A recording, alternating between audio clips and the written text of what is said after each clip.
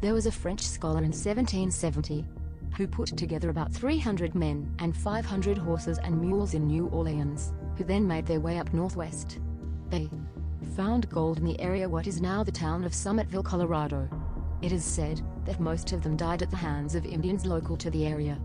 Before they decided to travel back to New Orleans to regroup, they determined to hide the gold at the site at which they had previously found it.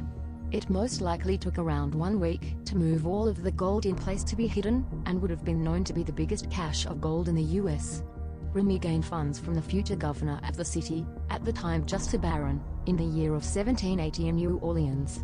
He took 40 men with him and ended in around the same area as the party from 1770, and had traveled from that point to what is now called Treasure Mountain in the current day. Many of them were killed as with previous expeditions, with very few left to make it back to St. Louis. They had worked the same gold deposit for about 5 years afterwards, only returning to town, out of the fear for their lives.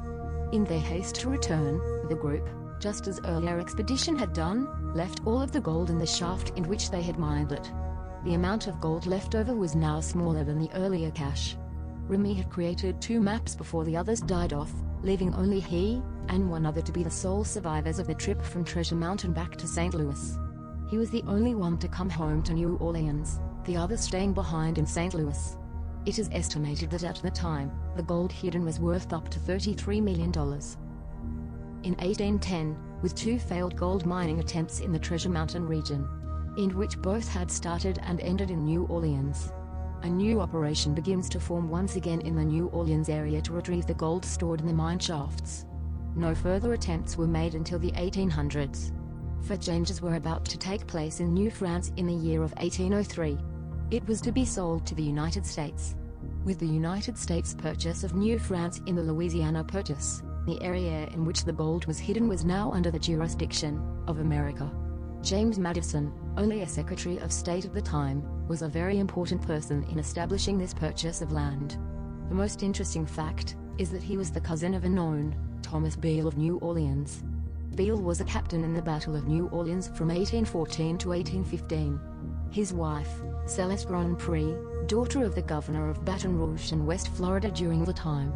The possibility that this Captain Thomas Beale knew of the map that Remy had created, in which held the location of the hidden gold, is very high.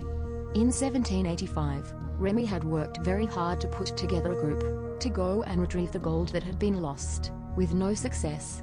According to the Beale papers, the average time working to mine gold did not line up with the time needed to perform the task that they had before them. There seems to be evidence that this was a simple excavation attempt of the gold that once was mined before by Remy. The most likely course of events was the use of a small group of people working from information from the map, with Beale as its leader. From 1810 to 1820, Beale had close ties to the United States government and local governments of New Orleans. It is through these government ties that it was possible for him to have had contact with the map, or came into possession of it from Remy himself. Another contributing factor could be that his in-laws, who had in years previous been a part of the governor of West Florida's family, had been a major part in the acquisition of this map. This possibly would be evidence pointing to not a hunting and mining adventure, but a lost gold recovery project.